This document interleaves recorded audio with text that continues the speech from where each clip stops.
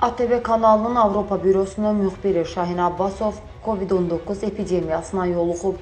Bu barədə Bizimlə Sən proqramında məlumat verilib. Verilişə görüntülü bağlanan kanal əməkdaşı bildirib ki, özündə və 15 yaşlı qızında virus aşkarlanıb.